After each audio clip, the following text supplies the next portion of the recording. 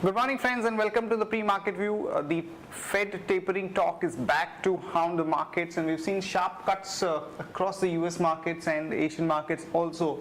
So US markets were down about 0.4 to almost 0.27% as the Fed minutes revealed that the tapering could begin as early as December, and though we had mixed views coming out from the nominee Fed chairman Janet Yellen that they would continue with the easy money policy, but it looks like that probably tapering could begin a little ahead of the schedule, which is scaring the markets, and we're seeing the heat across the asset classes. So both equity markets as well as gold also has taken a big knock. European markets too are weak, anywhere from about 0.25% to almost about 1%, with the exception of Germany, which was marginally up, as we had some statements coming out from the Bank of England that they would continue with the easy monetary policy even if the unemployment rate comes down to about 7.5% or below, which definitely helped the sentiment. And when we look at the Asian markets today morning, most of the markets are showing weakness. Nikkei, however, is running away with a 1.6% kind of a gain as the yen has depreciated against the dollar, and it's quoting at around 101 odd levels. But the rest of the Asian markets, if you see across, Hang Seng is down 0.5%, Shanghai is down almost about 1%, and even Kospi is showing sharp cuts, and SGX Nifty suggesting that we are going to open up about 25 to 30 points down after a sharp sell-off that we saw in the last 2 hours of trade. And in terms of flows, friends, FIs were net buyers to the tune of only 80 crore in the cash market. The domestic institutions were sellers to the tune of about 284 crore, and in the index futures we have seen FIs selling to the tune of 172 crore. Back home, our markets, as I mentioned before, saw sharp cuts in the last 2 hours. Nifty lost almost about 100 points from the top of the day, and across the board we had seen sell-offs. So banks, metals, even technology names, and even defensive names like pharma, we had seen a good amount of selling pressure. Where do we go from here? We would take some support around about 6,000 odd levels, where there is a good amount of put writing which has happened. But overall, we think that the market would remain broadly in the range of maybe about 6,000 to about 6,150. On that note, let me invite Sadhana to take us through important F&O cues and ideas that we could have from the F&O side. Good morning friends, let's have a view on derivatives. Yesterday Nifty opened on a negative note, and then it traded in a tight range throughout the day. Finally we saw a sharp sell-off in last hour of trade, due to which Nifty closed the session with a marginal loss of more than 1%. In this period we have seen that short positions were squared off by market participants, as around 6.92 lakh shares were reduced in open interest and cost of carry increased by 10%. And FIs were net buyers of approximately 362 odd crores in derivative segment. And on the options front, we have seen that call option has added around 26 lakh shares in open interest, whereas we have seen unwinding activity on put option, which is due to which put PCR has decreased from 1.03 to 0.95.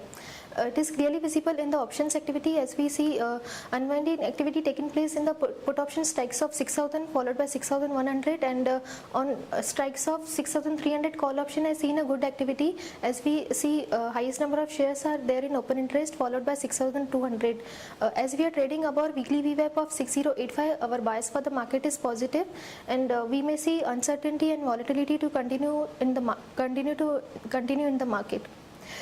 From intraday perspective, Bharti Airtel is looking weak. One can go short with a stop loss of 350.30.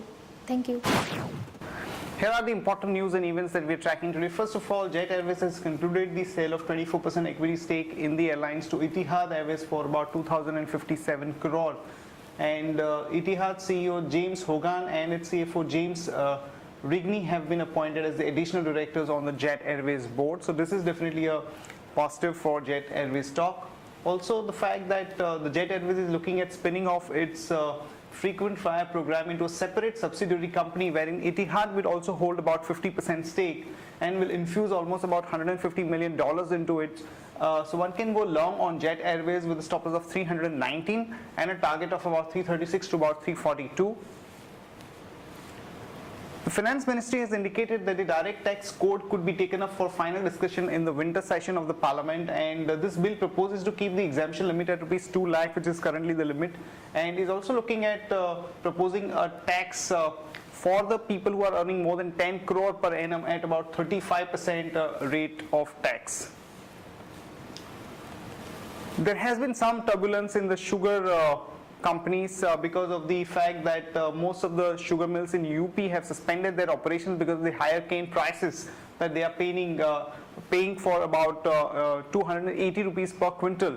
And now there has not been any decision taken by the UP government on this, and only there is some relief in the form of purchase tax waiver. So this controversy is actually likely to continue for a while unless we have some kind of a settlement on the state advised price between 225 that the mill owners are asking for and the state advised price, which has been fixed at 280. We think that this volatility might continue, but we had seen a sharp upsurge in most of the sugar companies like Balrampur Chini, Bajaj Hindustan, Renuka Sugar. We think that these stocks could remain a little volatile in the days to come.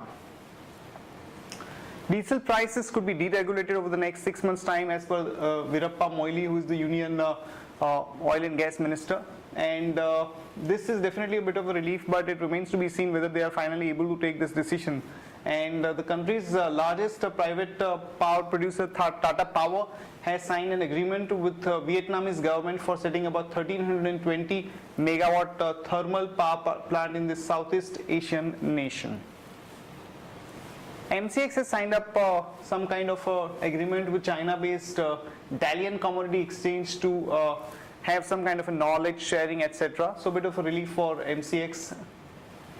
And Bombay Dyeing, big relief as the Bombay High Court has passed an order upholding the petition filed by Bombay Dyeing to hand over about 66,651 square meters to the Municipal Corporation of Greater Mumbai at a single location at its Spring Mills plot in Vadala. Earlier, there was a issue about from which place Bombay Dyeing could actually hand over the land, and now that this relief has come for Bombay Dyeing, one can go long there with a stop loss of 68 and a target of about 73.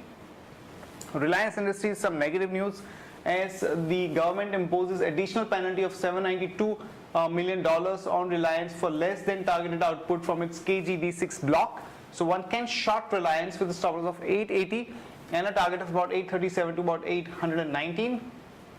Coming to the new delivery idea that we have released in the Alpha series that we have been rolling out. The idea is Amara Raja battery. Currently the price is about 325 and we have set a target of about 396 for the stock over a period of time.